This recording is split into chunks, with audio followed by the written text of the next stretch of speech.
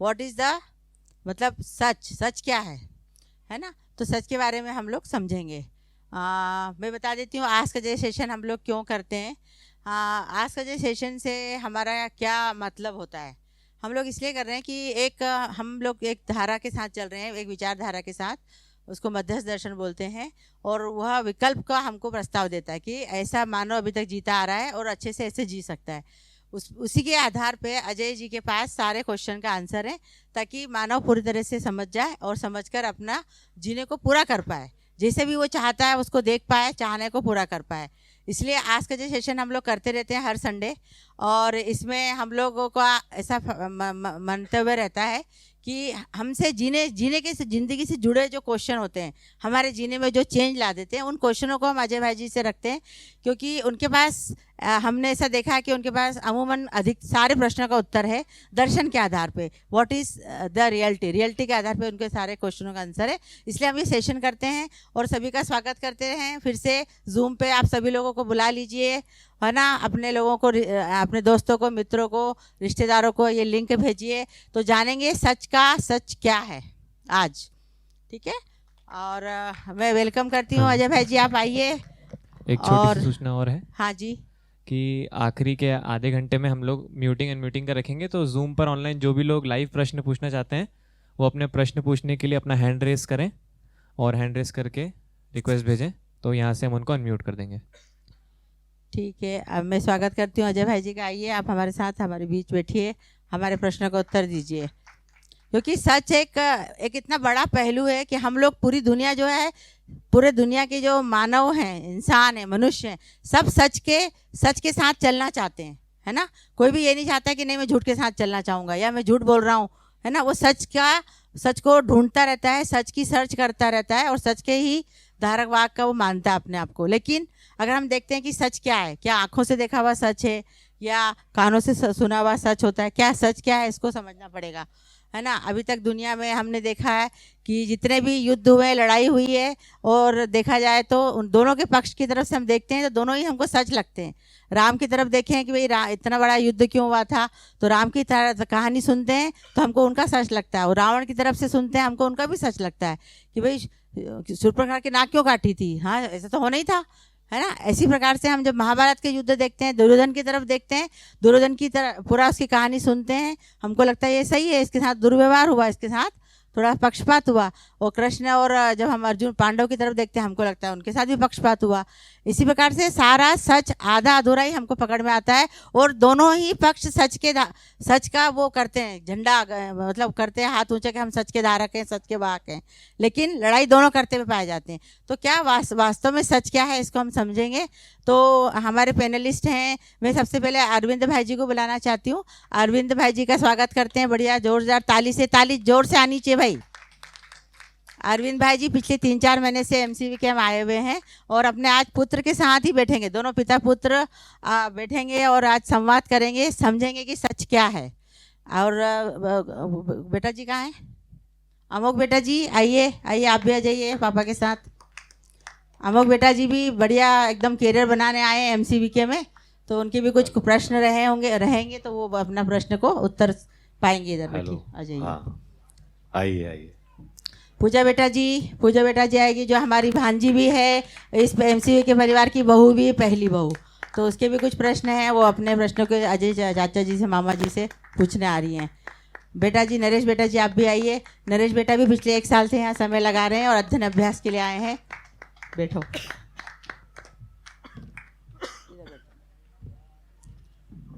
तो मैं सच के बारे में ज़रा बोलना चाह रही थी कि सच क्या है।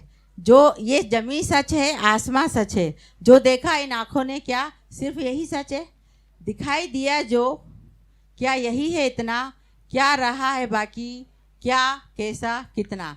तो क्या सच है और सच का सच क्या है, जानते हैं आज अभी और इसी वक्त। आप लोगों का स्वागत है भाई, है ना। अब अपने बढ़िया सच का सच जानेंगे अपन, है ना। आपको बढ़िया अपने प्रश्न रखने हैं, और ऑनलाइन जितने भी हमारे श्रोता हैं, दर्शक हैं, सभी लोगों का फिर से स्वागत करती हूँ, और मैं उनसे विनय करती हूँ कि अधिक से अधिक लोगों को ये शेयर करें, क्योंकि सच का सच जानना जरूरी है।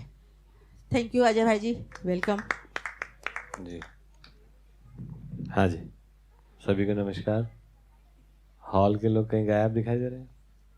चलिए बातचीत आगे बढ़ाएं। तो मेरा यही प्रश्न है कि क्या सच क्या है, मतलब अब आप रखने, आप रखिए बेटा, माइक चालू करो। हेलो। तो मैं अरविंद घाटगे और रायपुर से हूँ और मानव चेतना विकास केंद्र में अभी नहीं, वो पास से ही है, थोड़ा बड़ा बढ़ाइए। अभ्यासरत हूँ। तो सच के बारे में जो आज का टॉपिक है, उसके एक जो आज सुबह वीडियो भी जारी हुआ है, तो उस पे भैया ने काफ़ी कुछ क्लियर कर ही दिया है। बट एक मेरे लिए पर्सनल, मेरे लिए एक सवाल था कि मैं सच को यदि मैं मानूं, तो अभी तक मेरे लिए था कि कोई ज्ञान की तलाश में जो लोग निकलते हैं वो काफ़ी हजारों वर्षों से इसकी तलाश में है, सत्य की खोज में है। तो आखिर अभी तक उनको सत्य पूरी तरह से मिला क्यों नहीं है, ये भैया से मेरा प्रश्न था।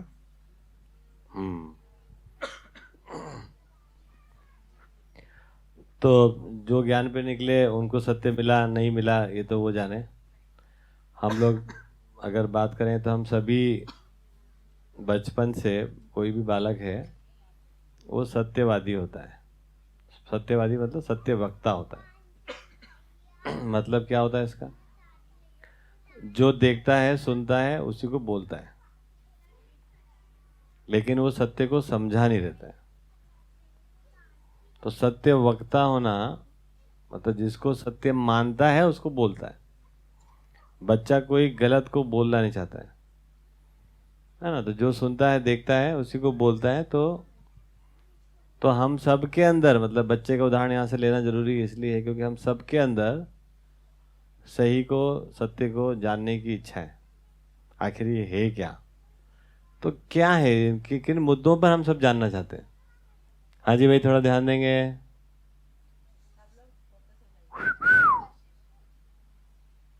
कुछ दिक्कत? बाहर जाओ, पीछे हल्ला गुल्ला बंद। तो ये हम समझ लें कि सत्य की खोज केवल कुछ बिरलों को होती है, या उनको जरूरत होती है, हमको जरूरत नहीं होती है। एक आम आदमी को सत्य की जरूरत होती है या नहीं होती है? क्योंकि एक सत्य शब्द सुनकर डर जाते हैं बहुत सारे लोग। जैसे मैं 3 चेहरे देखो तभी डरे हुए हैं कि ये सत्य क्या लफड़ा है ना? ऐसा है कि नहीं? और सत्य के ऊपर जितने संवाद हुए हैं, यदि आप पढ़ेंगे, सब पढ़े होंगे आप लोगों ने। नचिकेता का संवाद है ना? युधिष्ठिर के साथ कुछ संवाद है, कुछ रावण मर रहा है उस समय है ना, कुछ बात हो रही है, या कृष्ण के साथ कुछ बात हो रही है। तो सत्य को लेकर काफी सारी कठिनतम बातें हैं, जबकि हर बालक जन्म से सत्य वक्ता होता है और सत्य समझा नहीं रहता है। तो इसका क्या मतलब हुआ कि सत्य की सबको जरूरत है। ये कोई ऐसा कोई फिलॉसफी का या कोई आदर्शवाद का, अध्यात्म का सब्जेक्ट नहीं है। पहले तो हमको ये समझ में आ जाना चाहिए कि ये सामान्य, हेलो, हाँ जी, काहे हल्ला कर रहे हैं? तो ये सामान्य आवश्यकता है हर मानव की। क्या आखिर है क्या? ये जिंदगी क्या है? तुम्हारी शादी हो गई तो ये जिंदगी क्या है बताओ? माइक लो। पता है तो ठीक, नहीं पता तो कोई बात नहीं। दर्शन के हिसाब से तो मुझे नहीं पता है, क्योंकि अभी मुझे आया। दर्शन वर्शन मारो गोली, दर्शन अलग से कुछ थोड़ी होता है। आपकी एक जिंदगी है, आप जिंदा हो, शादी हो गई, घर बन गया, परिवार हो गया, तो ये जिंदगी क्या है? इसकी जानने की जरूरत है या नहीं है? मैंने कोई मध्य दर्शन जो कह रहा है वही सच है ऐसा नहीं बोल मान रहा। उसको दर्शन के हिसाब से कोई चीज नहीं होती ना। पानी पानी है, हवा हवा है ना? फिजिक्स क्या कह रहा है, केमिस्ट्री क्या कह रहा है, जो कुछ भी कहता रहे, लेकिन पानी तो पानी है। और हम सबको जिंदगी जीनी है, तो जिंदगी जानना ही है, तो सच क्या है? ठीक है ना? तो ये आवश्यकता है या नहीं है, क्या लगता है? इसकी आवश्यकता तो है ना? आप बताओ। मेरे हिसाब से तो थोड़ा जोर से बोलो ना आप लोग, क्या कुछ। हाँ हाँ जी। मेरे हिसाब से तो ऐसा लगता है कि सच जो देखते हैं, मतलब किसी भी घटना की अगर पूरी समझ हो या जानकारी हो तो हम सच का पता लगा सकते हैं। हम्म और अगर ऐसे ही देखा जाए जो अभी सिस्टम है तो हम्म उसमें जो लोग जो आंखों देखी पे विश्वास कर लेते हैं, या कोई उनका पहचान का है, या तो उनको वो उन पे विश्वास करते हैं जी। और उनको ही सच मान लेते हैं। ठीक बात। जैसे एक मानव जिंदगी के बारे में बात करें हम, सच जानना है किसको? मनुष्य को। क्यों? क्योंकि जीना है ना? और जीना है तो जो चाहते हैं वो कर पाए, वो हो पाए, ऐसा चाहने करने होने में समानता चाहिए। तो हर आदमी को चाहिए। तो हर आदमी सच को जानना चाहता है। उसका कुल मतलब क्या है? उसका कुल मतलब इतना है कि ज़िंदगी जीना क्यों है, जीना कैसे है, इसका उत्तर पता चल जाए। उसके लिए कुछ बातें हमको समझ में आए कि असली में ज़िंदगी क्या है, सच्चाई क्या है, मानव क्या है ना? तो प्रत्येक मानव की जरूरत है ये। तो पहले तो हम सब लोग ये समझ लें कि ये केवल ज्ञानियों की आवश्यकता है, ऐसा नहीं है।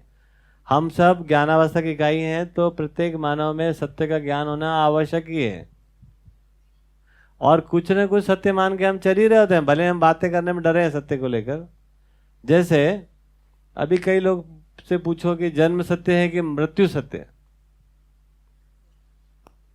बताओ। कई लोग इस पर डिबेट होता रहता है ना।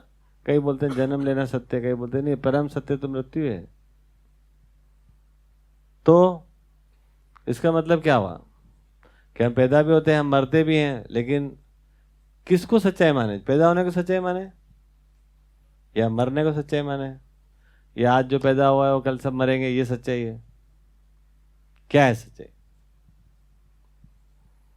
तो ये सब मुद्दे हमारी जिंदगी के जुड़े हुए हैं या नहीं है? ये उतने ही जुड़े हुए मुद्दे हैं जितना हमारे घर में नल में पानी आ रहा है कि नहीं आ रहा, और नहीं आ रहा तो टंकी कहाँ से भरनी हो, जो इतना इंपॉर्टेंट मुद्दा है ना, वो मेरे को लगता है उतना ही मुद्दा इंपॉर्टेंट ये है कि नेटवर्क नहीं आ रहा मोबाइल में आपके लिए, वो बहुत ही इंपॉर्टेंट है ना। अगर आज नेटवर्क बंद हो जाए तो कैसा हो जाए हाल हमारा, है जी? बेहाल हो जाएंगे। 2 दिन पहले हुआ था, याद है आपको? 2 दिन पहले हुआ था, याद है सबको, क्योंकि नेटवर्क नहीं आया तो कितना दिक्कत हो गया। और सच का पता कोई बात नहीं, चलेगा चलेगा, लेकिन ये उतना ही आवश्यक है। चलता है, क्या है, आदिकाल से हम ये मान के बैठे, हमारे में से बहुत लोग ये मान के बैठे हैं कि सत्य का कोई समझा ही नहीं है, और सत्य नाम की कोई चीज कभी समझी ही नहीं जा सकती है। ऐसा मान के बैठे हैं या नहीं बैठे? कितने लोग ऐसा मान के बैठे हैं? यहाँ आने के पहले तक आम जनता ऐसा मान के बैठी हुई है। ठीक, विवाद का भी मुद्दा बना होता है ये। हाँ, तो अभी वो सारे मुद्दे हैं, उनको धीरे धीरे खोलते हैं। तो जन्म बालक ने लिया, वो सत्य वक्ता है, सत्य को समझा नहीं रहता है, और सत्य को समझना होता है। तो क्या सत्य समझना है उसको?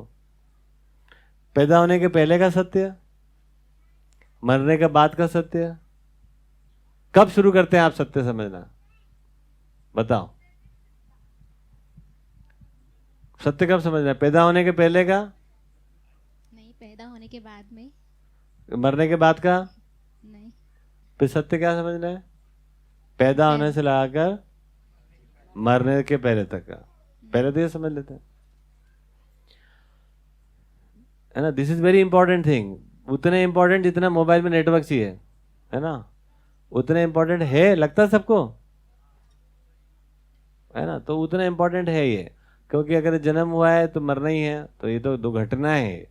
जन्म होना कोई सत्य बात नहीं है, मरना कोई सत्य बात नहीं है, ये तो घटना है। तो फिर सच क्या है? तो फिर सच क्या है?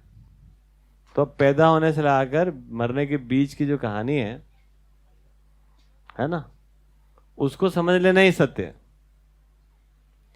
तो पैदा होना और मरने के बीच में अगर हमको सत्य समझ में आ जाए कि ये है, तो पैदा होने के पहले का भी समझ में आ सकता है और मरने के बाद का भी समझ में आ सकता है। इसमें समझने की वस्तु क्या है? समझने की वस्तु क्या है? पैदा होने से लगाकर मरना, जिंदगी को समझना है। तो वो हमको समझ में कैसे आएगा? हाँ, आएगा ना, अभी देखो थोड़ी देर में आने लगेगा, है ना? अभी आने लगेगा, देखो सी जरा, कोई बट कठिन बात थोड़ी ना। ठीक है ना?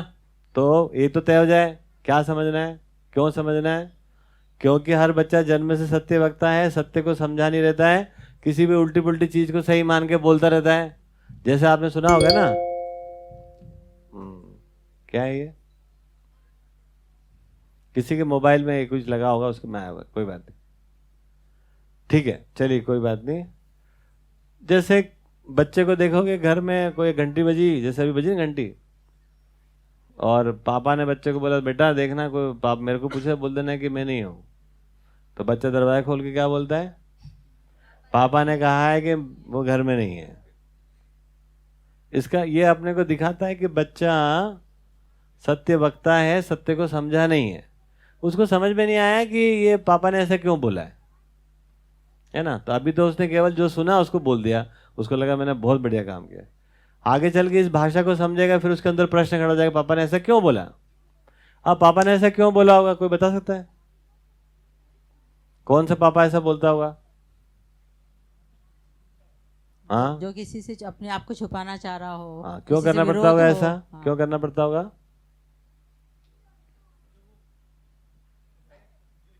माइक माइक ले जाओ, एक और माइक होगा। क्यों करना पड़ रहा है उस पापा को ऐसा? जी, कौन जवाब देगा? जो वो किया वो उसको बताने लायक नहीं, या मतलब छुपाना चाहता है वो अपने। क्यों करना पड़ रहा है ऐसा उसको? सही आचरण नहीं कर रहा है, क्यों? उसको भी पता नहीं, क्यों? उसको किसी ने क्योंकि बताया नहीं, हाँ, क्योंकि उसको सही समझ में नहीं आया, सही समझ वो में नहीं बच्चे आया। को भी नहीं आ रहा है और वो बड़े को भी नहीं आया है, तो अब बच्चे के लिए बड़ा प्रश्न बन गया है ना। वो भी ऐसा छुपना नहीं चाहता, किसको अच्छा लगता है। लेकिन जीना कैसे, मरने के पहले और पैदा होने के बाद की पूरी कहानी क्या है, ये अगर ठीक से समझ में नहीं है तो जीना क्यों और जीना कैसे, ये उत्तर नहीं समझ में आया तो कुछ सच समझ में नहीं आया, तो आदमी क्या कर रहा है, दिक्कतें झेल रहा है। हाँ या ना? और इन दिक्कतों को वो गाने भी गा रहा है। ये जीवन है, जीवन का यही है रूप रंग, थोड़ी खुशियाँ थोड़े गम हैं। फिर थोड़ी देर बाद गाता है कि ये वाला गाना गाता है कि आँख धोखा है क्या भरोसा है। खुद भी उसको लगता है कि यार कुछ तो गड़बड़ है, हम जो देख रहे हैं वो कुछ तो गड़बड़ है, यहाँ सही नहीं देखा हमने, है ना, कुछ अधूरा है। लेकिन उसके पास कोई ऑप्शन नहीं है। फिर कभी बोलता है कि भगवान है, भगवान सही है, लेकिन भगवान कैसा ये पता नहीं है, उसके भी गाने गाता है। सच भगवान करता होगा, उसके भी गाने गाता है। भ्रम है तो भ्रम के, लेकिन उसके पास क्वेश्चन निरंतर बना हुआ है। कभी समाधान किसी रहस्य में ले आता है उसको गाने को, और कभी वो उसका कन्फ्यूजन स्टेट में रहता है। दोनों बात एक ही है, रहस्य है, तो इसलिए समझना जरूरी है। तो सच क्या है उसको ठीक देखना बात, पड़ेगा। और थोड़ा थोड़ा आगे बढ़ाते हैं जी। जी, तो भैया इसमें ये तो क्या तय हो गया? क्या आ रहा है कि ये तय हो गया, हर एक आम आदमी को सत्य समझना जरूरी है। समझना जरूरी है। ठीक, चलिए आगे बताइए। तो मुझे यही प्रश्न आगे बनता है भैया कि क्या इतना कठिन है समझना कि आज तक हम अपनी ज़िंदगी के सच को भी नहीं जान पाए हैं, जबकि उसको हम पूरी ज़िंदगी बिताते हैं अपनी।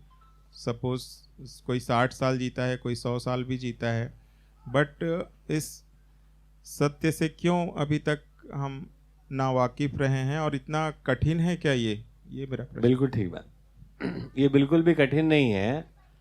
लेकिन मानव परंपरा में देखेंगे तो मनुष्य जो है वो इवॉल्व कर रहे हैं। हम सभी, पूरी ह्यूमैनिटी जो है ना, इवॉल्व हो रही है, और इवॉल्व होकर हम अभी न्याय को क्या, धर्म को क्या, सत्य को नहीं समझ पाए, लेकिन हम कंटिन्यूस इवॉल्व हो रहे हैं, है ना। धर्म जब तक समझ में नहीं आएगा जब तक न्यायपूर्वक नहीं जी पाएंगे हम, और सत्य समझ में नहीं आएगा तब तक धर्मपूर्वक नहीं जी पाएंगे।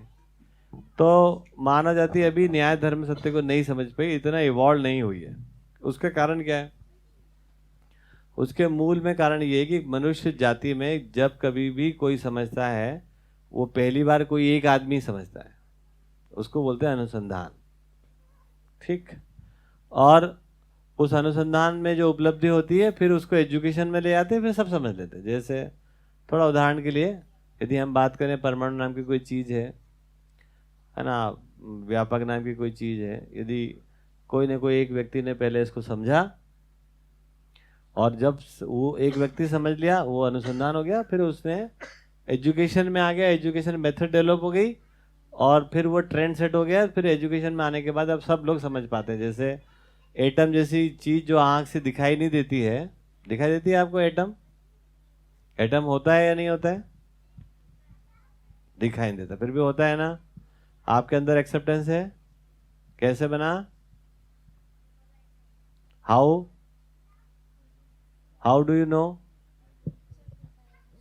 How can you say that you know the atom? Because we've been said that there is an atom. You have been said. Yes. Earlier you used term, you know that. Yeah, because somebody told me. And now you are saying that somebody told me. You. So it's a now it's a issue of culture. So it creates a acceptance, है ना? How? क्योंकि education में आ गया। अब सबको एक education method से पढ़ाया जाने लगा। Those who wanted to do some research on that, they can go ahead. And they do some practical then projects and they will understand what the atom is. जो लोग नहीं भी कर रहे हैं रिसर्च, उन लोगों के अंदर भी एक्सेप्टेंस है कि एटम है, क्योंकि now it is a part of education and it is logical.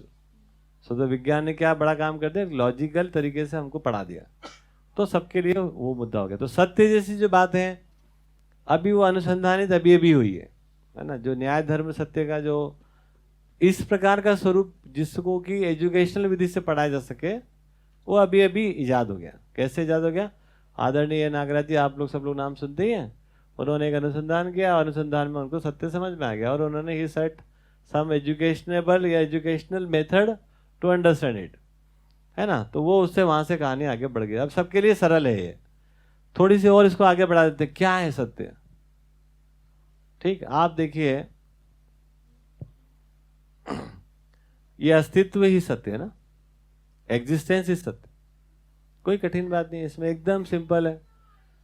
What is truth? तो एग्जिस्टेंस इज ट्रुथ। इसमें क्या दिक्कत? ये देख सकते हैं किस फॉर्म का ट्रुथ है, किस फॉर्म में है ये। तो नागराज जी ने बताया कि existence is in the form of को एग्जिस्टेंस। अब ये बात सुनते से आपको सत्य समझ में आने लगता है, कुछ बड़ी बात नहीं है। तो ये पूरा सच क्या है, ये पूरा सत्य क्या है, अस्तित्व क्या है, ये सहअस्तित्व रूप में है। क्या कठिन है इसमें? नाउ जब तक ये नहीं पता था तब तक बहुत कठिन था। तो फिर मैंने अभी पहले शब्द एक प्रयोग किया कि जन्म और मृत्यु केवल घटना है। यदि अस्तित्व सहअस्तित्व है, मतलब एग्जिस्टेंस को एग्जिस्टेंस है, ये परम सत्य यदि हमको समझ में आता है, तो जन्म और मृत्यु फिर कोई सच घटना नहीं है, ये केवल घटना है। कैसे कह दिया मैंने? ये क्या चीज हो गया? इसको हमको ठीक से समझना चाहिए, क्योंकि हम बात कर रहे हैं, है ना, पैदा होने के बाद से लाकर मरने तक को हम समझना चाहते हैं, क्योंकि हम सब जी रहे हैं, जीना चाहते हैं, है ना। और जीने में सत्य समझ में नहीं आया, इसीलिए धर्म मतलब व्यवस्था पूर्वक नहीं जी पा रहे, और इसीलिए खुशहाली नहीं है, और इसीलिए न्याय पूर्वक नहीं जी पा रहे। हाँ या ना? उसका प्रमाण है ही कि धरती बर्बाद हो गई, इसमें कोई बहुत बड़ा प्रमाण की जरूरत नहीं है, वो तो सामने आ गई। तो सत्य को हम समझे नहीं है, ये बात पता चल गया। अब ये समझ में आ गया, यहां तक हम आ गए कि अस्तित्व सहअस्तित्व ये परम सत्य है। एब्सोल्यूट ट्रुथ क्या है? Existence is in the form of को एग्जिस्टेंस। अब मैंने जो कहा कि जन्म और मृत्यु केवल घटना है, वो सच नहीं है कुछ, उसका मतलब क्या हो गया? अब को एग्जिस्टेंस के आधार पर देखते हैं तो क्या हो गया? एक जीवन है और एक शरीर है। शरीर कहाँ से है? तो मानव शरीर परंपरा जीवों के साथ उत्पत्ति होकर एक मानव शरीर बना हुआ है, और एक जीवन नाम की घटना घटी हुई है ना। वो एक परमाणु है, गठन पूर्ण हो गया है, और मानव बच्चे के रूप में आया, मतलब वहां से सहअस्तित्व शुरू हो गया। तो हम सब समझने वाले तो हम मानव ही हैं। हम सब के लिए समझने की शुरुआत कहाँ से हो गई? वो जीवन और शरीर के सहअस्तित्व। समझना किसको है? जीवन और शरीर वाला मानव को ही। समझने की वस्तु क्या है? अस्तित्व। अस्तित्व सहअस्तित्व है। बात समझ में आ रही है? एकदम सिंपल बात है, क्योंकि जीवन और शरीर के बाद ही मानव है। उसमें से एक भी नहीं हो तो मानव नहीं, फिर तो वो सामान ही है, पत्थर है, मतलब मिट्टी है। तो क्या समझ में आया कि जहां से सहअस्तित्व शुरू हो रहा है, वहीं से सहअस्तित्व को समझने की बात शुरू हो रही है, और सहअस्तित्व को अनुभव करने की बात हो रही है। Is that clear? तो जीवन और शरीर ये सहअस्तित्व में आए तो जन्म नाम की घटना घटी। अब वो घटना है, सत्य क्या है? सहअस्तित्व है। जन्म क्या है? केवल एक घटना है, एक इवेंट है। इसी प्रकार से मृत्यु भी एक इवेंट है, दोनों अलग अलग हो गए। तो फिर सत्य की पकड़ में क्या आया? सहअस्तित्व पकड़ में आया। तो क्या निकला? तो जीवन और शरीर के साथ जो अब हम जी रहे हैं, तो ये जो पैदा होने से लाकर मरने तक की बात है, ये ठीक से समझ में आ जाए, ये अस्तित्व सहअस्तित्व रूप में है। हम मानव हैं, हम जीवों के साथ हैं, ये सहअस्तित्व है। हम मानव हैं, हम नदी नाले के साथ हैं, ये सहअस्तित्व है। हम मानव हैं, हम पत्थर के साथ, हवा के साथ, पहाड़ के साथ हैं, ये धरती के साथ है, चांद के साथ है, सूरज के साथ है, ये सहअस्तित्व है। हम महिला हैं तो पुरुष के साथ भी हैं, तो ये सहअस्तित्व है। बच्चे हैं तो बूढ़े भी हैं, सहअस्तित्व है। हिंदू है तो मुसलमान भी है, अमीर है तो गरीब भी है, ऊंचे हैं तो नीचे भी हैं, है ना, गोरे हैं तो काले भी हैं, कुत्ता और बिल्ली भी हैं, ठीक है, आग और पानी भी हैं। अब हमको समझ में आ रहा है कि पूरी दुनिया क्या दिख रही है हमको। ये पूरी दुनिया हमको दिख रही है is in the form of को existence. Since we are living, since we are a part and parcel of coexistence, and we do not other choice than the coexistence, living, तो हमारे पास कोई दूसरा रास्ता नहीं है इस बात को समझे बिना कि हम सबका उत्पत्ति ही सहअस्तित्व पूर्वक है। आप यहाँ जितने लोग बैठे हो, एक भी शरीर छोड़ के नहीं आए हो। आप जो भी हो यहाँ पर जीवन के साथ हो और शरीर के साथ हो कि नहीं? ये सहअस्तित्व है, यही सत्य है। और इसी को समझना है कि जीवन और शरीर को लेकर करना क्या है।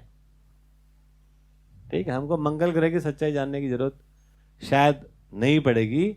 हम जब तक अपने में अपने होने के स्वरूप को, अपने एग्जिस्टेंस के स्वरूप को नहीं समझ पाते हैं तो मंगल दंगल करते रहते हैं ना। कोई जरूरत ही नहीं मंगल ग्रह जाके समझने की, क्योंकि समझना तो हमको सहअस्तित्व को है, मानव को समझना है। तो अस्तित्व और अस्तित्व सहअस्तित्व रूप में है, और मानव की उत्पत्ति भी सहअस्तित्व पूर्वक है, और अब जीना सहअस्तित्व पूर्वक है, ये समझना है। इसमें कौन सी बड़ी बात है? आप बताओ, कोई बड़ी बात है? सिंपल है कि नहीं? हाँ भैया, इसी में मेरा ये प्रश्न बन रहा है कि सहअस्तित्व सत्य है, इस बात को समझने में मुझे कितना समय लग सकता है, और इसका प्रमाण कैसे मैं लोगों के सामने दे सकता हूँ कि मैंने सत्य को समझ लिया है? 2 मिनट में समझ सकते हैं। आग और पानी इस धरती पे एक साथ रह रहे कि देयर इज ए फाइट? हाँ, नो फाइट, है ना। टेक्निकली तो ये होना चाहिए कि केवल आग रहना चाहिए या केवल पानी रहना चाहिए। ठीक है, तो आग भी है, पानी भी है। अब बोलो सहअस्तित्व है कि नहीं? या तो चूहे रहना चाहिए, बिल्ली रहना चाहिए। चूहा भी है और बिल्ली भी है ना। शेर भी है, खरगोश भी है, ठीक, घास भी और गाय भी है। ऐसा तो नहीं हो रहा है कि गाय सब घास खा गई, अब खाएगी क्या? ऐसा हो रहा है? मछलियां सब मछली खा गई, अब खाएगी क्या? शेर सब खरगोश हिरण खा गए, अब खाएंगे क्या? ठीक, जब तक आदमी ने गड़बड़ शुरू नहीं किया। आदमी ने गड़बड़ क्यों शुरू किया? क्योंकि आदमी कल्पनाशील है, विचारशील है, और कर्म स्वतंत्र, और बहुत सारा कर सकता है, उसके अंदर पोटेंशियल है, और सत्य को समझा नहीं है। कुछ भी देखा उसी को सत्य मान लिया, आंखों देखा सत्य मान लिया, कानों सुना सत्य मान लिया, ठीक, समझने गए ही नहीं। तो समझने नहीं गया, तब क्या हो गया? गड़बड़ कर दिया। मनुष्य गड़बड़ को छोड़ दें तो आप देखेंगे कि आग भी रह रही, पानी भी रह रहा है। अब क्या कर लोगे आप? कौन सा कानून बताएगा तुम्हारा लॉ? कौन सा कानून बताएगा? बताओ। आग भी रह रहा है, पानी भी रह रहा है, कुत्ता भी रह रहा है, बिल्ली भी रह रही है, हिंदू भी रहे, मुसलमान भी रहे। ऐसा कोई कानून होना चाहिए कि नहीं होना चाहिए? ये अरविंद भाई के ये प्रश्न का उत्तर से मुझे बहुत अच्छा लग रहा है। आप लोगों को कैसा लगा भाई? तुरंत अगर हम समझना शुरू करेंगे तो हम समझ सकते हैं कि भाई सच क्या है। आप लोगों को ताली वाली बजाने का मूड नहीं हुआ? इतना बढ़िया कि जो फटाफट समझ सकते हैं, और जिस दिन से शुरू करते हैं तो शुरू हो ही जाता है समझना, है ना। तो ये बहुत बढ़िया बात है कि हम समझ ही सकते हैं तुरंत। रहस्य, अभी तक रहस्य मानते हैं सच को, तो हमारे पास कुछ प्रस्ताव ही नहीं रहता है। बढ़िया। तो और आगे बढ़ा सकते हैं बात कि भाई अब जीने से लाकर, पैदा होने से लाकर मरने तक की बात, जीने को ठीक से समझना। और उद्देश्य क्या है भाई? किसी उद्देश्य से हम कोई चीज समझेंगे या बिना उद्देश्य समझ लेते हैं? उद्देश्य से। तो उद्देश्य क्या है? जीना क्या है, क्यों है, ये पता चले। What is the purpose of life, है ना, and how I can live like that, ये हम जानना चाहते हैं। हम सब जानना चाहते हैं, जानना चाहते हैं, जानना चाहते हैं, नहीं जानना चाहते? What is the purpose of life जानना चाहते हैं, या केवल ये विद्वानों का काम है? जानना चाहते हैं, है ना, जानना ही चाहते हैं। और अगर आप नहीं जानते तो कुछ भी मान के चल ही रहे हैं, जैसे मैं अभी बम्बई गया तो मैंने देखा बम्बई वालों को क्या पर्पज़ है ना, इस यात्रा में कंक्लूड करके आया क्या पर्पज़। तो माता पिता ने एक फ्लैट खरीदा था, तो हमारी जिंदगी का उद्देश्य है कि 3 करके मरना है, ये बम्बई में उद्देश्य है। अब ये होना कैसे कैसे हो जाए यार, है ना। और बड़ा इंटरेस्टिंग है कि उनके अकेले के प्रयास से नहीं हो रहा वो। हाँ, ऐसे ही एक प्रश्न बच्चों के मन में भी आता है, करियर के को लेकर सवाल रहते हैं, तो अमोघ एक प्रश्न कर अमोघ सकते के हैं। बाद फिर अमित बेटा जी भी कुछ पूछना चाह रहे हैं, पहले पूछना चाह रहे हैं। मेरा पुराने से ही कनेक्टेड है हाँ कि जी अगर बताएं। मामा जी मतलब पैदा होना और मरना ये घटना है, तो उसके बीच में भी तो बहुत सारी घटनाएं होती है, तो उसको अपन समझने के क्रम में कैसे देखेंगे? हाँ, उसके बीच में जो भी घटना होती है अब समझ लो। यदि उद्देश्य समझ में नहीं आया, सत्य समझ में नहीं आया, तो जो भी घटना होती है दुर्घटना, एक भी शुभ घटना नहीं होती है। आज जो माना जाती है अगर उसको देखेंगे उसकी जिंदगी में एक भी शुभ घटना नहीं है।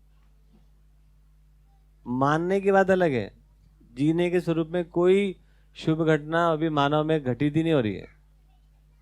सारी दुर्घटनाएं, जैसे है ना, थोड़ा सा चर्चा को आगे बढ़ाते हैं। जैसे दुर्घटना, किसी घर में बच्चा पैदा हो जाए, किसी घर में बच्चा पैदा हो गया तो उसके घर में शुभ घटना मानते हैं, बच्चा पैदा होना खुशी की बात। पड़ोसी क्या मानते हैं? जनसंख्या बढ़ गई। तो मामा शुभ जी, घटना कहाँ है? विवाह होना तो शुभ घटना है ना? विवाह होना शुभ घटना है, ठीक बात है ना। ऐसा हम कामना करते हैं, फ्यूचर के लिए करते हैं। जैसे बच्चा आज पैदा हो गया तो केवल कामनाओं में शुभ घटना है, हकीकत में दुर्घटना ही है। हकीकत में सब अगर दुर्घटना है। जीना नहीं आए तो दुर्घटना है ही वो। तो कह ही रहे हैं कि जब तक जीने का उद्देश्य समझ में नहीं आया, जीने का उद्देश्य बम्बई में देख के आए हुए, बम्बई के कई सारे मित्र यहाँ बैठे हुए हैं, तो जीने का उद्देश्य ये कि एक फ्लैट में पैदा हुए थे या चौल में पैदा हुए तो हमने कैसे फ्लैट ले लिया, है ना, उद्देश्य है। अब इसके बाद इस जिंदगी में कोई भी शुभ घटना घटने वाली नहीं है, दुर्घटना ही है। और सारी शुभ घटना अनुमान में है, फ्यूचर टेंस में। मेरे घर में लड़की पैदा होगी तो वैसे दुर्घटना है, और शुभ घटना क्या है? नहीं, अच्छा रहता है, लड़कियां तो शुभ होती हैं, वो है ना, कुछ कल्पना चावला ने भी नाम रोशन किया तो पूजा भी कर देगी, ठीक। ऐसे भविष्य में शुभ घटना, वर्तमान में दुर्घटना। आप कोई से भी घटना ला सकते हो। प्रश्न बहुत अच्छा है उनका। जिसको भी लगता है कि कोई आपके घर में शुभ घटना घटी, बताओ क्या घटी। आपके घर में कार आ गई, सड़क पर ट्रैफिक बढ़ गया, क्या शुभ घटना घटी, बताओ। एक्सीडेंट से मौत हो है रही ना, है। ट्रैफिक बढ़ गया, पॉल्यूशन बढ़ गया, गाड़ियां बढ़ गई। अब है ना, हम सोचते रोड अच्छे बन गए, बहुत अच्छी बात, फिर रोडों पे स्पीड बन गई, अब दुर्घटना हो गई। अब आपके घर वाले कोई भी निकल के जाए, लौट के आएंगे सही सलामत, इसकी गारंटी है?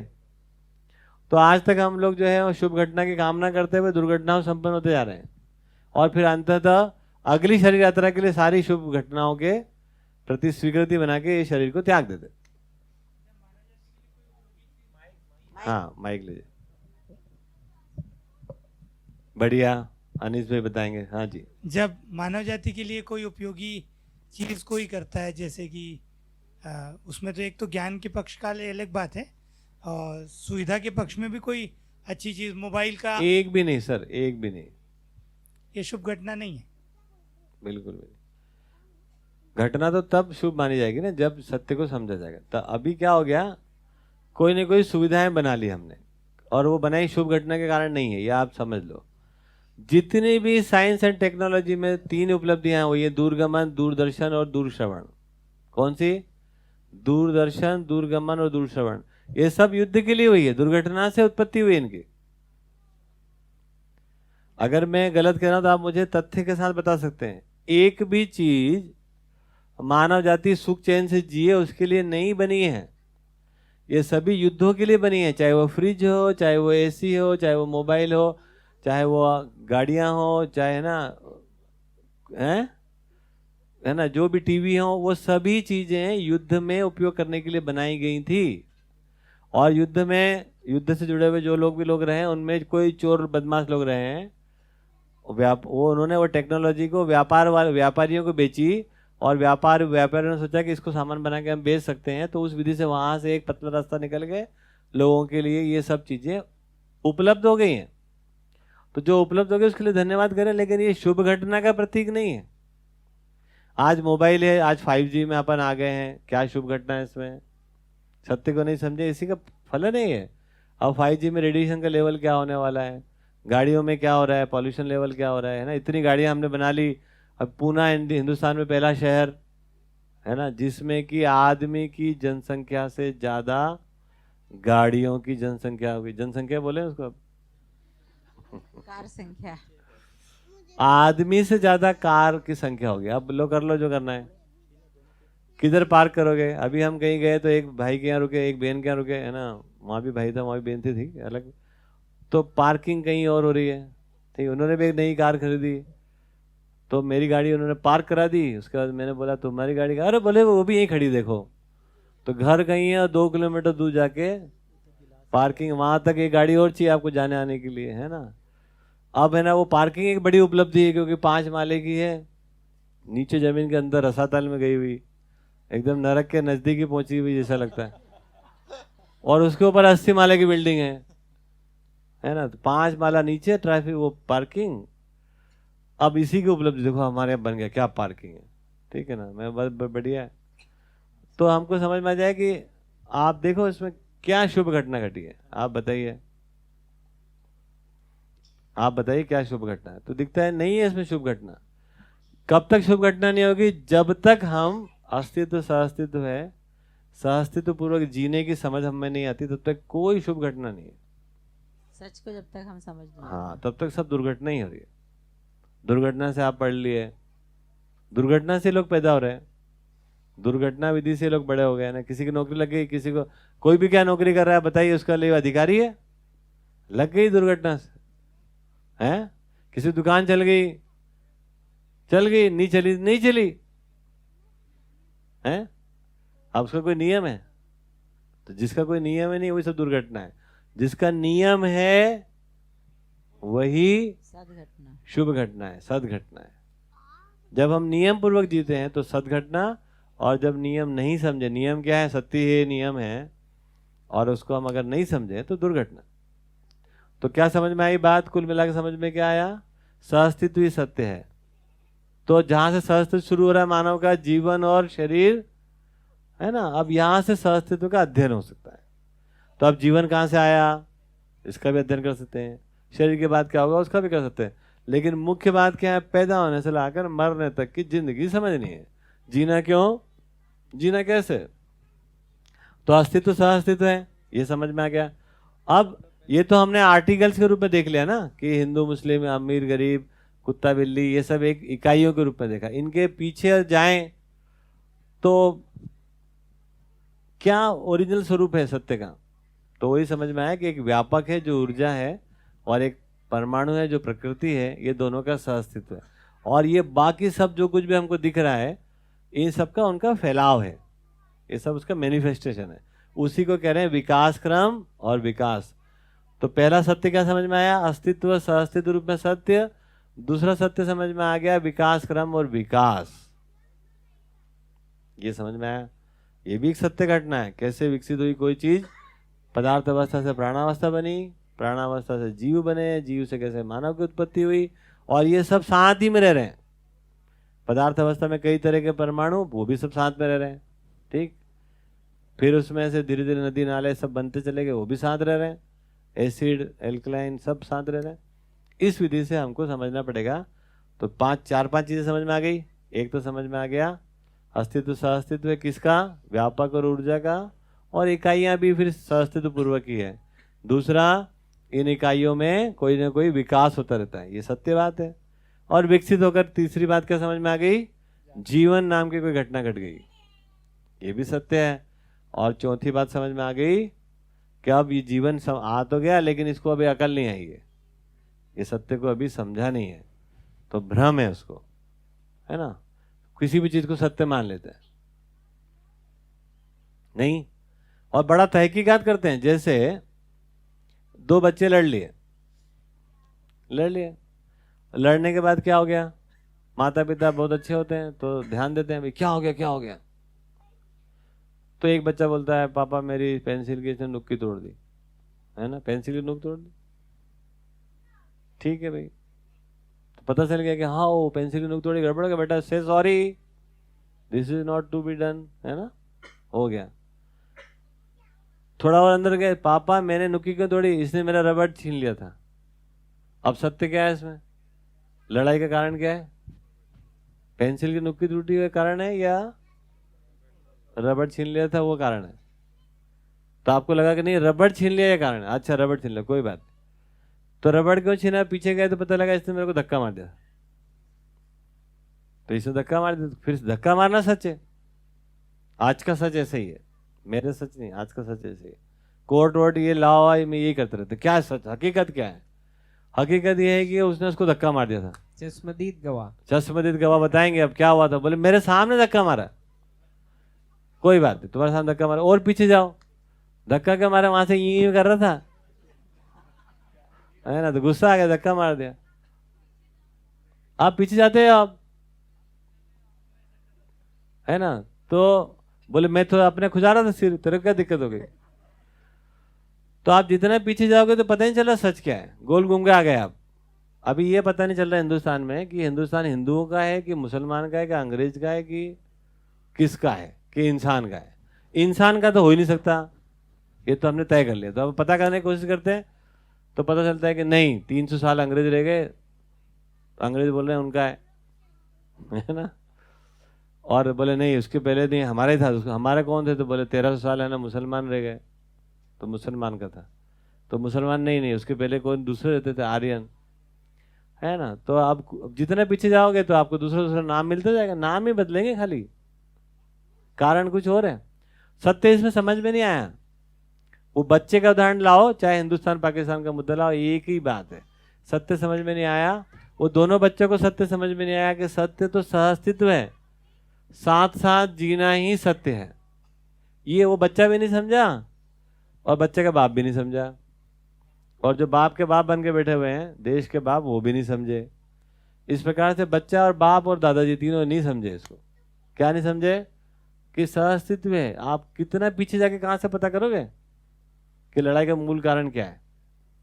ठीक, तो गलती क्या है इसमें, आज हमको समझ में आ सकती है। सभी गलती का केवल एक कारण है, सहअस्तित्व को न समझना।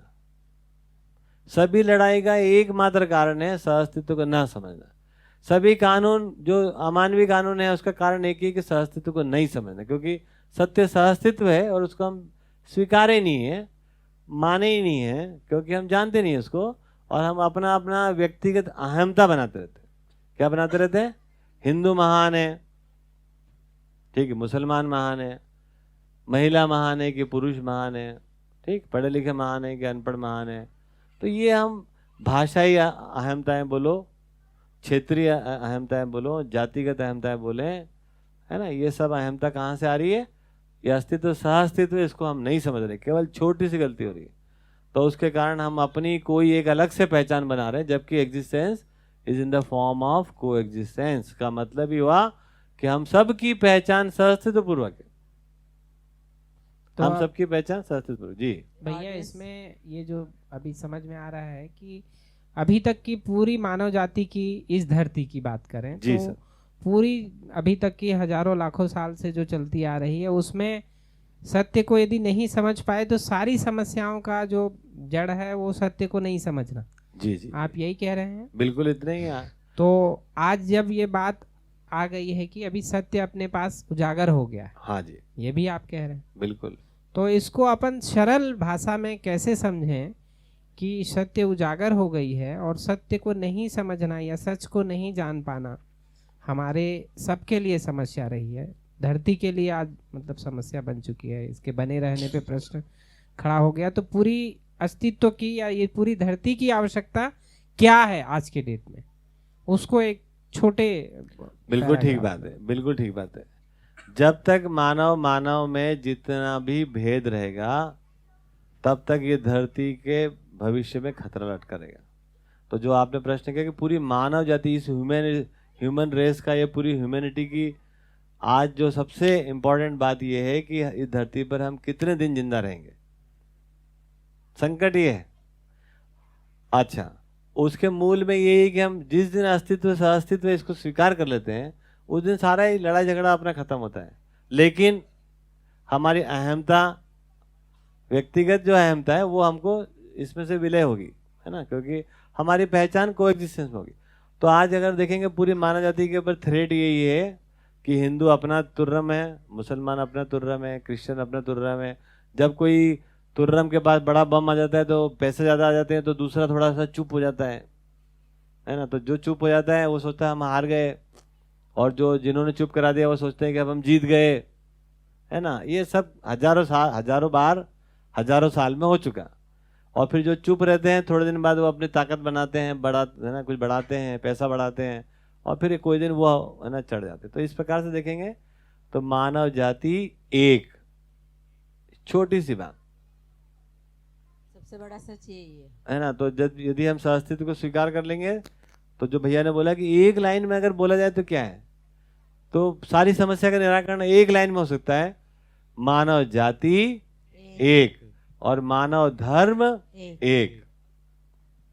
जिस दिन हम इसको स्वीकार कर लें, आपके कानून में आप लॉ की स्टडी करी हो, आज तक नहीं स्वीकार कर रहे हम, है ना। सभी धर्मों को हम क्या कह रहे हैं, सभी धर्मों को, हाँ ना, हम जगह दे रहे हैं कि तुम बने रहो ऐसे ही। वही विवाद का कारण है ना। हम बोल रहे हैं सब जाति समान, सबको समान अधिकार हो, हर जाति के अलग अलग रिजर्वेशन। कानून में हम मानव का अध्ययन ही नहीं किए हैं, इसलिए मानव को अनेक जाति मान के चल रहे हैं, मानव को अनेक धर्म मान के चल रहे हैं। जैसे गाय एक जात है वैसे मानव एक जात है ना। गाय की अलग अलग नस्लें होती हैं, ऐसे आदमी की भी अलग अलग नस्ल होती है। नस्ल का मतलब होता है कौन से प्रदेश में, ठंडे में, गर्म में, मैदानी में, पहाड़ में, समुद्र किनारे में रहने वाले जो मानव होते हैं उनके सबके रंग रूप अलग अलग होते हैं, उनसे पैदा होने वाले बच्चों के रंग रूप अलग अलग होते हैं। तो एक नस्ल होती है। मानव जाति एक, मानव धर्म एक, यही सत्य है। अगर ये हमको समझ में आ जाए उस दिन से सब झगड़ा डंडा ही खत्म हो गया। और जब तक हम नहीं समझेंगे सच्चाई इतनी ही है और इसको जितना भी डिले कर लेते हैं तो हमारा भविष्य, पूरी ह्यूमैनिटी का भविष्य दांव पे लगा हुआ है। और ये मैं नहीं कहता, किताबों में लिखा है, ऐसा भी नहीं आ रहा, है ना। सच्चाई यही बन चुकी है, हम यहाँ पहुंच चुके हैं कि अब मानव जाति कितने दिन धरती पर रहेगी इसको कोई तय नहीं कर पा रहा है। और फिर भी हम अपना सीना 36 इंच का, 42 इंच का, 54 इंच का, 105 इंच का करते रहना है। खतरा इतना बड़ा बना हुआ। तो ये तो सच है भैया, देखने में लगता ही है कि सत्य के नाम पे अभी तक हमने जो भी चीज़ें पढ़ी, सुनी, देखी, वो उससे कंफ्यूजन ही क्रिएट हुआ है। और इसलिए मानव जाति एक होते हुए भी हम बहुत सारे विरोध पूर्वक जीते रहते हैं, क्योंकि हम सच कहें तो संबंधों को सही तरीके से हमने पहचाना ही नहीं, इसीलिए इतने सारे विरोध हैं। जब तक सहअस्तित्व को स्वीकारेंगे नहीं तो आपके साथ संबंध को क्यों पहचानेंगे।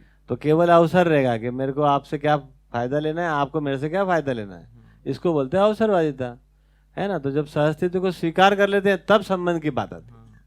तो अगर सहअस्तित्व सत्य है और इस चीज़ को मैं अध्ययन पूर्वक समझ लेता हूँ तो मैं ऐसा मानूं कि मुझ में एक प्रमाण ऐसा हो सकता है कि मैं अन्य मानवों के साथ में विरोध मुक्त हो जाऊं। बिल्कुल सही और बात। इस धरती के साथ, प्रकृति के साथ भी मैं न्यायपूर्वक जीने लगूं, मतलब उसका शोषण करने के बजाय मैं उसके इनरिचमेंट के लिए कुछ कर पाऊं। जी। तो ये सारे प्रमाण मेरी समझ में आ रहे हैं कि अगर सत्य वाकई में सत्य है तो फिर इसका प्रमाण मुझे अपने संबंधों को निभा पाने में और धरती के साथ में संबंध पूर्वक जी पाने में दिखेगा निश्चित रूप से। बिल्कुल बिल्कुल। तो अगर हम सत्य को सहअस्तित्व रूप में स्वीकार कर ले, जो अरविंद भाई ने कहा, तो हम मानव के साथ, प्रकृति के साथ अपने सहअस्तित्व को पहचान जाते हैं, है ना। हमारा होना ही सहअस्तित्व पूर्वक हुआ है तो रहना सहअस्तित्व पूर्वक हो जाता है, उसी का नाम संबंध है। संबंध है तो फिर लड़ाई खत्म हो गया, संबंध नहीं है तो लड़ाई है। खाली लड़ाई कहाँ पर हो रही है, जहाँ पर अपना की जहाँ बॉर्डर खत्म होती है, पराये के बॉर्डर शुरू होती है, वहीं लड़ाई होती है।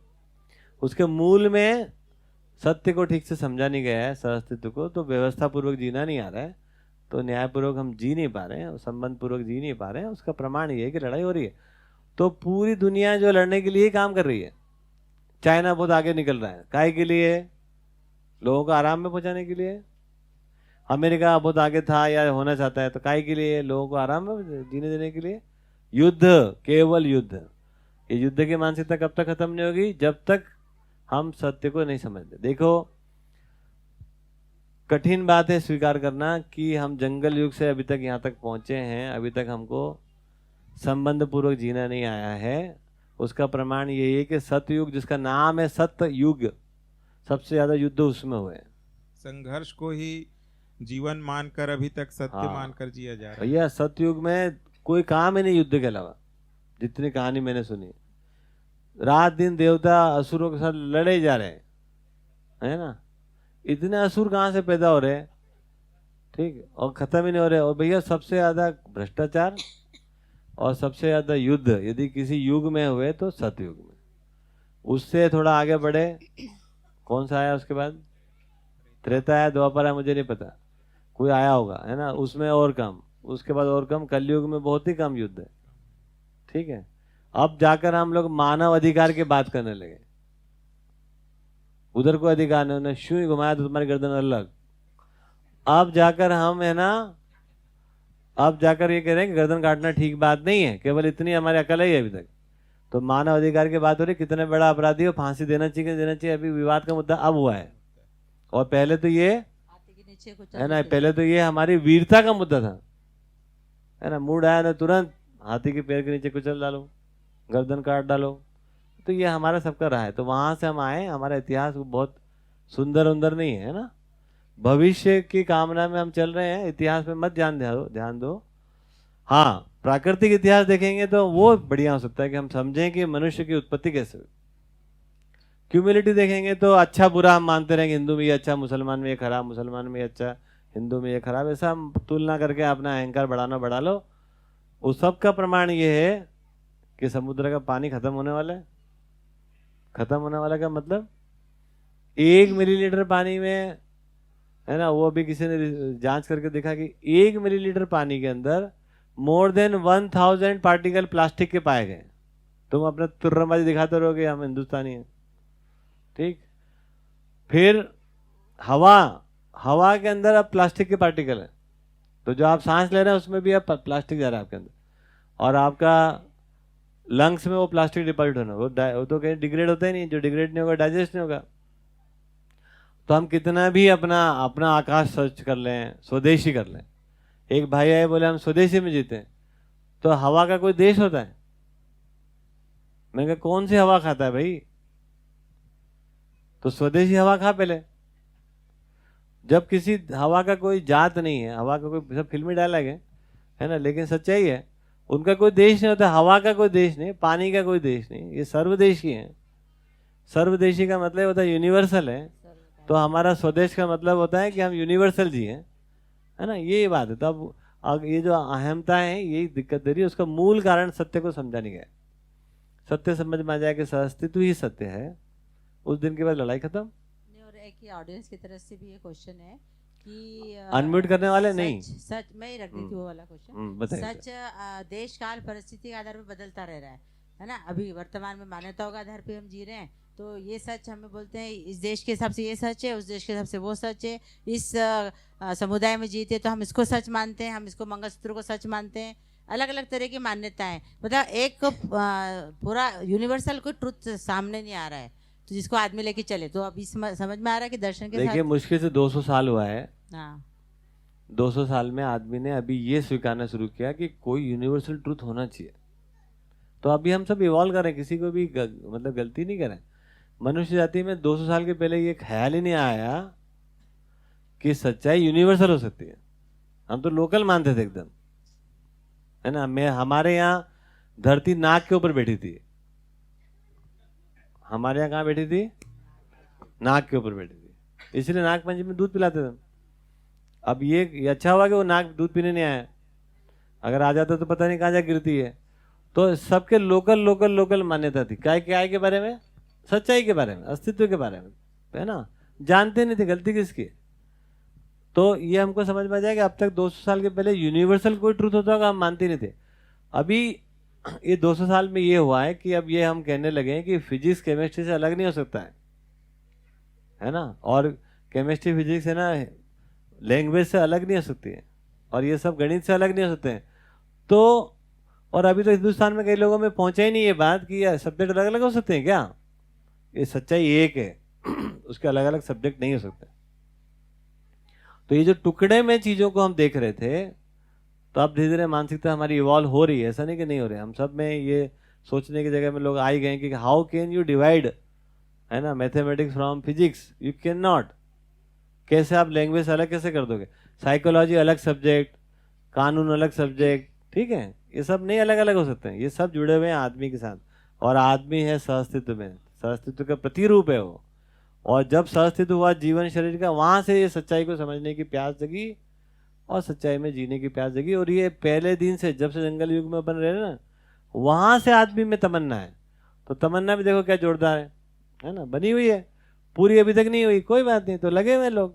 अभी ये अनुसंधान घटित हो गया, अब इसको बड़े आराम से समझा जा सकता है, आई थिंक। पूजा बेटा आपका क्वेश्चन है। हेलो। हाँ। मेरा क्वेश्चन है कि मेरी शादी सागर के साथ हुई है, तो क्या मेरा सागर के साथ रिलेशनशिप में रह के मेरा पूरा पड़ता है क्या सागर के साथ ही? वही अभी कैसा है, सहअस्तित्व को अगर स्वीकारेंगे तो आप अकेली नहीं है, आप और आपके साथ बहुत सारे लोग हैं। तो न्याय क्या चीज़ है ना? तो जब आप सहअस्तित्व को स्वीकारेंगे तो आप और सागर भी हैं, और आप और उनके मम्मी पापा भी हैं, और सागर और आप भी हैं, और आपके मम्मी पापा भी हैं, और फिर मैं भी हूँ, फिर बुआ भी है ना, फिर मौसी भी है, फिर ये भी, फिर दुनिया भी है, फिर हिंदू भी है, फिर मुसलमान भी, फिर पेड़ भी है, नदी भी है, नाला भी है, ठीक। तो सागर होगा तो नदी नाला भी होगा, है ना? तो नदी नाले बिना सागर कैसे होगा? है ना? तो अब हमको समझना पड़ेगा कि अभी कैसा है, भ्रमपूर्वक क्या हो गया, पूरी मानव जाति में क्या हो गया, शादी हो गई मतलब पति पत्नी एकमात्र संबंध है, बाकी जाओ तेल लेने, ठीक। तेल कहीं मिलता नहीं, नकली मिल रहा है आजकल सब जगह। तो न्याय की बात क्या है, सभी संबंधों को बराबर मान के चलना, उसमें बराबरी में जीना। अब बराबरी में कैसे जियोगे आप? इसीलिए संबंध को अब ठीक से समझना पड़ेगा, तब फिर एक अलग एपिसोड अपन करेंगे, है ना? हाँ, तो अपन को कैसे समझ में आएगा कि किसी के बारे में कि वो सच में उसको जानकर अपन उसके साथ व्यवहार करें? हाँ, ये बढ़िया बात है। अब सागर एक रूप से दिखाई देता है अपने को, है ना? ऊपर दिखता है पानी है, अंदर जाओ तो हाइड्रोजन और ऑक्सीजन का मॉलिक्यूल है, और अंदर जाओ तो मछली है, काई है, पता नहीं क्या क्या है ना? ऐसे ही हमको सभी जगह सच्चाई को जानना होता है ना। तो मानव में देखेंगे, बहुत अच्छा प्रश्न है, हम कैसे मानव को देखते हैं? तो मानव को अधिकतम हम, है ना, रूप से देखते हैं, वो आंख से दिखाई देता है। और गुण को देखते हैं, वो भी आंख से दिखाई देता है, कि मार काट करता है, कि चीखता चिल्लाता है, कि वो पेड़ लगाता है, कि मीठा बात करता है ना? तो रूप और गुण से मनुष्य का अध्ययन अभी तक हम कर रहे हैं, विच इज इनकम्प्लीट, क्योंकि मनुष्य केवल रूप गुण नहीं है। जैसे आप दिखने में तो बड़ी रूपवान हो, लेकिन आपका स्वभाव पता नहीं हमको अभी तक क्या है। तो जबकि देखोगे तो रूप के साथ गुण भी है, और गुण के साथ स्वभाव भी है, और स्वभाव के साथ उसके अंदर एक कोई व्यवस्था भी, अरेंजमेंट भी है, जिसको हम धर्म कहते हैं। तो मनुष्य को आंख से देखेंगे तो केवल चमड़ा पकड़ में आएगा, रूप रंग समझ में आएगा, थोड़ा बहुत उसके कारण क्या हो रहा है वो प्रभाव भी पता चलेंगे, गुण जिसको कह रहे हैं। ये भी सच्चाई, अधूरी सच्चाई। यदि इसके साथ आप सागर से डील करते हो तो कभी भी पूरे नहीं पड़ सकते। आपको हमेशा वो अनजाना दिखाई देगा, और एक दिन नहीं, एक साल नहीं, पूरी जिंदगी भी अगर साथ रह लेते हैं तो भी लगता है यार मैं अनजाने के साथ ही हमने जिंदगी गुजार दी। वो समझ नहीं पाए, समझ ही नहीं पाया। दोनों एक दूसरे को बोलते भी रहते हैं कि तुम मुझे जानते नहीं हो। नहीं, और तुमने मुझे समझा भी नहीं। हाँ, दोनों मैं तो जब फिर रिश्ते का सच क्या है? रिश्ते का सच क्या है? सत्य को समझना है, रिश्ते का सच है। सहअस्तित्व को समझने के लिए आप दोनों साथ हो, सहअस्तित्व को समझने के लिए, और सहअस्तित्व पूर्वक जीने के लिए। वाला क्वेश्चन है, उत्तर है भाई, रिश्तों का सच क्या है? एक बच्चा वापस लौट गया हो, एक बच्चा पैदा हुआ है, सत्य वक्ता है, लेकिन सत्य को समझा नहीं, तो बाकी रिश्ते काय के लिए? उसके लिए सत्य को समझने के लिए। तो माता पिता भाई बहन ने क्या काम करना है? सत्य समझाना है उसको, ठीक है। एक उम्र के बाद शादी होगी तो क्या होगा? सत्यपूर्वक जीना है ना? हम बोलते हैं सती हो जाओ। सती होने का क्या मतलब है? सत्यपूर्वक जियो, हाँ, सतीत्व। ये बात समझ में आई? तो रिश्तों का सच तो यही कि हम सत्य तक की तह तक पहुंचे और न्यायपूर्वक जी लें। जी हाँ जी, क्या ताली बजाने का मन है? ठीक है, मैंने तो बजाओ भाई, रिश्तों का सच समझ में आ रहा है। हाँ जी। और कुछ है तुम्हारे? हैंड्स राइज वगैरह नहीं? हाँ बोलो मेरा बोलो। मेरा प्रश्न था कि जैसे बच्चों को अभी बचपन से ये सुनते हैं कि डॉक्टर बनो, इंजीनियर बनो, तो फिर तभी अच्छा जिंदगी चला पाओगे, तो उसमें फिर हम अपना कैसे ढूंढे कि मुझे क्या करना है?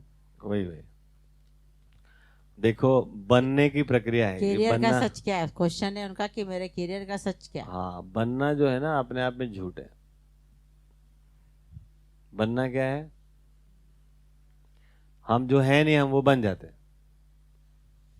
फिर बनाते रहते लोगों को। बनना नहीं है।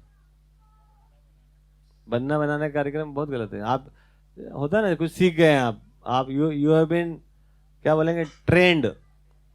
अभी तक हम सत्य को जब तक समझे नहीं रहते हैं तो ट्रेनिंग से चल रहे होते हैं। ट्रेनिंग क्या है? ट्रेनिंग आप नहीं हो, आपको ट्रेन कर दिया गया है। It is not you. वो आपका सत्य नहीं है, वो आपका सत्य नहीं है। वो बात समझ में आ गई? एजुकेशन बनने बनाने का कार्यक्रम नहीं है। एजुकेशन क्या है और कैसे हम वैसे हो जाएं जिस अर्थ में हम हैं, तो है और होने का प्रोग्राम है। अभी क्या हो गया, हे को हम समझते नहीं है तो बनने लगे हम, है ना, नए नए तरीके से बन रहे हैं, बना रहे हैं लोगों को। ठीक, तो शिक्षा का जो मूल काम था वो बनना बनाना नहीं था। क्या बनोगे बच्चा, क्या बनोगे? अरे क्या हो, जो हो वो जान जाओ और वैसे हो जाओ और वैसे रहो तो आराम में रहोगे। क्या बन जाओगे का मतलब यही है कि क्या बन जाओगे का मतलब जो आप हो उससे अलावा कुछ हो जाओ, बन जाओ। तो बन गए बुद्धू, है ना, एक्चुअली बुद्धू बन गए और फिर संसार को बुद्धू बना रहे हैं। क्या बुद्धू बन गए? Career is very important. सत्य समझना नहीं, करियर इंपॉर्टेंट। पैसा महत्वपूर्ण है, संबंध कोई महत्वपूर्ण नहीं है। ठीक है, जीना समझ में नहीं आया, रहना समझ में नहीं आया, शास्त्र समझ में नहीं आया, शोषण पूर्वक जी रहे हैं, यही खुद बुद्धू बनना है। और यही बुद्धू बनाने की बात है। न बाप बड़ा न भैया, सबसे बड़ा रुपया में भी सच की बात को समझना जरूरी है। हाँ सच्चाई क्या उसमें जी। इसका प्रमाण देखने को भी मिलता है कि कोई अपन ने कैरियर बचपन से सोच रखा है, उस पर जब अचीव कर लेते हैं तो फिर भी हमें उस पर कोई संतुष्टि नज़र नहीं आती, फिर से चेंज करना चाहते हैं, उसमें चेंज चाहते हैं। तो आज का युवा हमेशा चेंज चाहता है, तो इसका मतलब कन्फ्यूज़न ही है और उसी में जीते रहते हैं। बिल्कुल, दो तरह की हालत है। एक तो युवा वो जिसको कोई काम समझ में नहीं आया, जो उसने करियर मान के चला था वो उस पर सफल ही नहीं पाया, विच इज 99%। कितना परसेंट युवा जो उसने माना था, अब उसको उसमें घुसने की जगह ही नहीं मिली, तो वो कहीं तो भी कॉम्प्रोमाइज करके बैठा हुआ है। 1% लोग वो हैं जो सक्सेस हो गए, और ऐसे सक्सेस की बहुत सारी कहानी आप रोज यूट्यूब पे पढ़ते रहते हो। और ये जो भी सक्सेस होते हैं इनके लाइफ में एक क्राइसिस आता है, उसको बोलते हैं लोग मिड लाइफ क्राइसिस। इसको नाम दे दिया आजकल। किनको आता है ये? Those who are success in their life, है ना। उसका उम्र है भी है 35 साल 30 साल से लगाकर 50 साल के बीच में मिड लाइफ। उसको अचानक लगता है कि अरे मैं कर क्या रहा हूँ यार, है ना। तो वो ना कहीं से काम छोड़ के वो इंश्योरेंस ज्वाइन कर लेता है मिड लाइफ। क्या करे वो? तो सबके साथ हो रहा है। दोज हु आर सक्सेसफुल वो मिड लाइफ क्राइसिस में आ गए। ठीक हो गया। जिसको कोई मौका नहीं मिला, फिर धीरे धीरे मौका मिला, उसके सामने कोई क्राइसिस नहीं, क्योंकि उसने इतनी जिल्लत झेल रही है पीछे कि अब जो मिल गया उसी में उसका काम चल रहा है। तो ये हमको समझना पड़ेगा कि आप बिल्कुल ठीक कह रहे हो कि अधूरे समझ के साथ अधूरे लक्ष्य को बना भी लिया, लक्ष्य मान लिया, है ना, और उसमें हम सफल भी हो जाएं तो आगे फ्रस्ट्रेशन आता ही है। और उसमें 1% लोगों के लिए संभावना है, और मोटिवेशन के बाद इतनी जबरदस्त हो रही है कि कोई भी कुछ भी कर सकता है ना। आज ही मैं किसी को देख रहा था, यही बड़ी बड़ी बातें है ना, कि आप बस इसलिए असफल हो क्योंकि आपने सफलता की कामना नहीं करी है। सब झूठ बातें हैं ये, है ना। तो ऐसी उटपटांग बातें कर करके हम लोग अपने आप को बना रहे हैं, दूसरों को बना रहे हैं। कोई प्रश्न है भाई? जी चलिए, मैं ये बताना चाह रही हूँ कि हम लोगों का जो सेशन है, सेशन के बीच में ये बताना चाह रही हूँ कि हम लोगों का अभी 20 अक्टूबर से अध्ययन शिविर होने वाला है। आप लोग रजिस्टर कर सकते हैं। नंबर है 996888 996888 इस पर आप रजिस्टर कर सकते हैं। हम लोग 20 तारीख से अध्ययन शिविर करेंगे, और हाँ, अध्ययन शिविर करेंगे, और इसमें रेसिडेंशियल है इस बार। इस बार नरेश रख सब क्योंकि लॉकडाउन खुल चुका है तो अब हम लोग रेसिडेंशियल कर सकते हैं, स्वस्थ लोग सब आ सकते हैं, सबका स्वागत है। क्योंकि ये जो सच है ये थोड़ा सा आज जो हमारा सत्र है काफ़ी शॉर्ट में हम रख रहे हैं, इसको हमको पूरा समझने का मौका मिल रहा है। यहाँ समझने वालों के लिए हमेशा दरवाजे खुले होते हैं, वो कभी भी आ सकते हैं, कभी भी वीकडेज में शिविर में है ना, कभी भी आ सकते हैं, समझ सकते हैं। उनके लिए ये MCVK का दरवाज़ा खुला हुआ है। आइए आप समझिए, हमारे कारवां समझने और समझाने के लिए है। तो मैं स्वागत करती हूँ कि आप ज़्यादा से ज़्यादा आए। शिविर का 20 लोग अधिकतम 20 लोग, हाँ, बड़े ज़्यादा नहीं आए। हाँ, ठीक है, ठीक। जो भी है आइए। तो मेरा ओके, हाँ। पूछ लो मेरा नरेश एक भाई। क्वेश्चन था, वर्तमान में सच को समझना पड़ता है और झूठ को मानना पड़ता है, ऐसे क्यों? ये तुमको प्रश्न किसने रटा दिया? ये तुम्हारा अपना है? हाँ, क्या मतलब है इसमें इसका मतलब क्या? मेरे को समझ में नहीं आया, बताओ। इसमें मतलब क्या है? वर्तमान में फिर से बताओ। वर्तमान में सच को समझना पड़ता है हम्म, और झूठ को मानना पड़ता है। वही ना, देखो अगर नहीं समझोगे तो कुछ ना कुछ तो मान ही लोगे अबाउट लाइफ, वो झूठ ही होगा, उसको हम सच मान के चलेंगे। ठीक, तो क्या क्या मान लेंगे? कितने ऑप्शन है अपने पास? 2-4 ही ऑप्शन है बेटा। एक ऑप्शन ये है कि ज्यादा से ज्यादा धन इकट्ठा करो, अंबानी बन जाओ, एक ऑप्शन ये है जिसकी संभावना बहुत ही कम है, लेकिन एक बनाए तो अब ना तो कर नहीं सकते। दूसरी संभावना ये है आपके पास कि जिंदगी को सच ये मानो कि यार कुल मिला के क्या है यार, हाँ शरीर है, ये जीभ में कोई स्वाद आता है, नाक में कोई खुशबू आती है, कान में कुछ सुनाई देता है ना, छूने से कुछ ठंडा गर्म लगता है। ठीक, तो क्या करें? जिंदगी का उद्देश्य क्या है? बढ़िया बढ़िया चीजें खाओ पियो, देखो देखो, जिंदगी में क्या रखा है यार, सब आए मर मुरे जाएंगे, जो खा लिया पी लिया वही अपना है। दूसरा तो संभावना ज्यादा है नहीं, तो एक तो बना सुविधा, दूसरा बना संवेदना, तीसरा बना कि अगले जन्म को ठीक करेंगे। ये बहुत सारे लोग करते रहते। इस जन्म में कुछ समझ में नहीं आया, अब अगले जन्म में ठीक करेंगे, उसके लिए क्या करो? भगवान घंटी बजाओ, है ना, भगवान को घंटी अच्छी लगती होगी। ठीक, तो वो अगले जन्म सुधारने के लिए लोग लग जाते, बराबर है। तो ये तीसरा ऑप्शन तो ये वर्तमान में जीने का है ही नहीं, बच्चे तो 2 ही, एक घंटी बजाओ खाली। चौथा ये कह रहे हैं कि जिंदगी को समझ लो, है ना, कि क्या है ये सहअस्तित्व है, पूर्वक हम पैदा हुए हैं, सहअस्तित्व पूर्वक हम जी सकते हैं, सहअस्तित्व में एक दूसरे के साथ उपयोगिता पूर्वकता को सुनिश्चित कर सकते हैं, सहअस्तित्व पूर्वक संबंध पूर्वक जीने जाते हैं तो शोषण मुक्त होते हैं। तो कोई झूठ वूठ को मानने होने की कोई बात नहीं है ना, नहीं तो झूठ तो मान ही लेंगे अगर सच को नहीं समझेंगे तो। ठीक है, तो उपयोगिता पूर्वकता पूर्वक जिए, इतनी बात। हाँ जी, तो एक प्रश्न बच्चों उधर से ले लें ऑनलाइन जी। जी, अगर कोई है तो जी। सक्सेन अंकल जी ने हैंड रेस किया अपना, तो उनको हम अनम्यूट करते हैं, और उसके बाद रामेश्वर शायद काका ही हैं, तो उनको भी अनम्यूट करेंगे। जी सक्सेन अंकल, आपको रिक्वेस्ट की है जी। नमस्कार।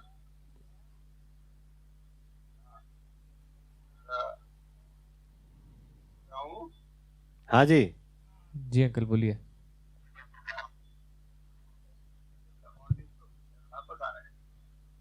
ये शब्द बड़े अनफेमिलियर और भारी से शब्द लग रहे हैं, बट आर नॉट कॉमन। इनको सरल भाषा में फेमिलियर लैंग्वेज में किस प्रकार से एक्सप्लेन किया जा सकता है? कौन से शब्द?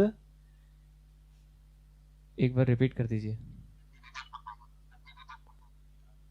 कह रहा हूँ, आवाज आ रही है? आ रही है, हेलो, बोलिए। ये कह रहा हूँ कि अभी बताया गया, भैया ने बताया form of coexistence, it is the absolute truth. मेरा कहना यह है कि ये शब्द बहुत भारी शब्द है, अनफेमिलियर है, अनकॉमन है, नॉट टू बी इजीली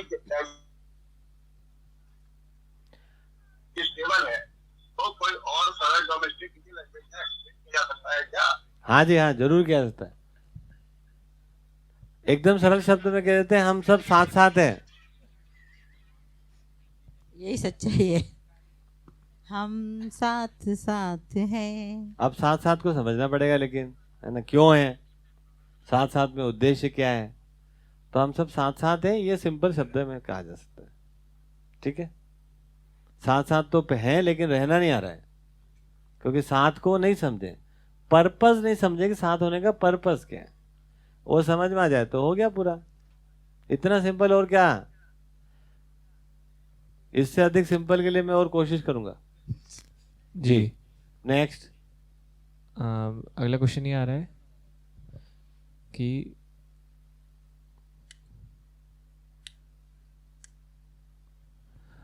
हार्दिक भैया एक क्वेश्चन पूछ रहे हैं ऑनलाइन कि जब सहअस्तित्व ही सत्य तो हम दूसरे धर्म, दूसरी जाति, दूसरे विचार वाले लोगों को स्वीकार क्यों नहीं कर पाते? वही इसलिए नहीं कर पाते हैं। देखो, पहले आप ये समझ लो कि आप ना भी नहीं कर पा रहे हो।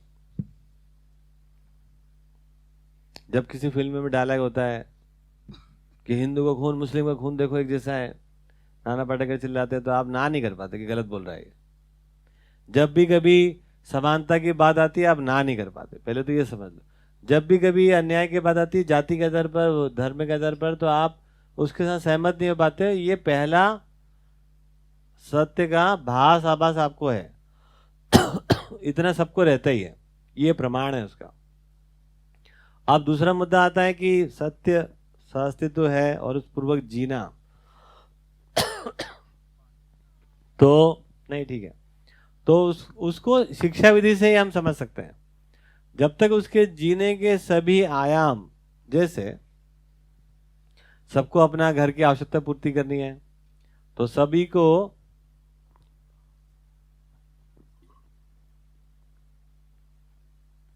उत्पादन करने का अवसर, सभी को सत्य को समझने का अवसर जब तक नहीं उपलब्ध होता है तब तक सहअस्तित्व को नकारे की हिम्मत ना होते हुए भी हम सहअस्तित्व पूर्वक जीने के लिए तैयार ही नहीं हो पाते हैं। यदि एक बच्चा, अभी ये बिटियाएं बैठी ये समझ ले कि नहीं सब सहअस्तित्व है, और ये कल को क्लास में जावे और क्लास का डिजाइन ऐसा है कि केवल है ना 50 बच्चों में से या 40 बच्चों में से केवल है ना 3 ही आएंगे, 1 2 3, तो काय का सहअस्तित्व? अब ये अपने नोट शेयर करने वाली है क्या? तो हमारा डिजाइन फेल्यूर है, फॉल्टी है, हमने उसको सत्य को समझे बिना बनाया है। यदि नंबर 1 आना ही मान लो उपलब्धि होती तो सबको नंबर 1 आने की उपलब्धि रखो ना। एट ए टाइम पूरे 40 के 40 बच्चे कैसे नंबर 1 आ जाए, ऐसा हम क्यों नहीं सोच पा रहे हैं? ऐसे डिजाइन क्यों नहीं उपलब्ध करा रहे हैं? तो जब तक हम ऐसे डिजाइन उपलब्ध नहीं कराएंगे तब तक क्या हो जाएगा कि आप सहअस्तित्व को नकार तो अभी भी नहीं पा रहे हो, स्वीकार नहीं कर पाओगे, समझ नहीं पाओगे तो स्वीकारने में नहीं आएगा, और उस प्रकार से जीने के डिजाइन नहीं होंगे तो बच्चों को समझने के अवसर सहज रूप से जो उपलब्ध होना था नहीं हो पाएंगे। हम यहाँ बैठ के क्या कर रहे हैं एमसीवीके में, है ना, सत्य पूर्वक जीने की अभ्यास कर रहे हैं, एक व्यवस्था के रूप में, एक शिक्षा के रूप में, जिससे कि हर बच्चे के अंदर ये एक्सेप्टेंस बनता जाए कि सहअस्तित्व है। यहाँ पर बहुत सारे बच्चे आते हैं, है ना, घर में रहते थे एक माता पिता, यहाँ अनेक माता पिता, अब धीरे धीरे उनका एक्सेप्टेंस हो जाता है, सहअस्तित्व है, अनेक माता पिता होना चाहिए, है ही, कितना अवेयरनेस हो जाए, हर बच्चे के 50 सैकड़ों माता पिता हो, बोलो कोई दिक्कत है? तो फिर कभी अनाथ ही ना हो। जिस बच्चे के केवल एक माता पिता होते हैं वो अनाथ होते हैं, वो बच्चा क्या है? अनाथ। अनाथ है। जिसका केवल एक माता पिता है वो अनाथ, जिसकी बहुत सारी पत्नी है पति वो भी अनाथ है ना। तो ये समझ में आना चाहिए कि जिस बच्चे को बहुत सारे माता पिता मिल गए अब वो सफल है उसकी जिंदगी, कोई एक मर भी जाए तो कोई फर्क नहीं पड़ता है। हमारे यहाँ तो लोग बोलते हैं कि कोई मर भी गया तो अब तो सब सेट है सर, है ना। कोरोना में किसी को टेंशन नहीं हुआ हमारे यहाँ, मर जाए तो कोई बात नहीं है, इतने सारे माता पिता, क्या प्रॉब्लम क्या है? जब जन्म मृत्यु घटना ही है तो अभी सबसे बड़ा कठिन क्यों हो गया ये? क्योंकि सत्य को नहीं समझे, सत्यपूर्वक व्यवस्था नहीं है। तो अब क्या हो गया? बहुत कठिन हो गया। माता पिता कभी मर ही सकते हैं भाई, है ना, उसमें कौन सी इससे बड़ी बात? तो उसको हम जब सहअस्तित्व को समझते हैं तो जन्म मृत्यु घटना हो जाती, केवल घटना, और नहीं तो फिर क्या हो गया कि अब अनाथ हो गए जी, अब हमारे पिताजी तो चले गए, हमारे माता चले गए, अब हम अनाथ, जबकि ऐसा होता नहीं ये चीज़ें। ठीक है ये बात? हाँ, और कोई? टाइम हो गया। एक क्वेश्चन हाँ। और है कि सच जो सुख है वो सच है कि दुख सच है, दोनों में से सच क्या है? एक क्वेश्चन है। वही, जब तक सत्य नहीं समझे तो दुख ही सच है।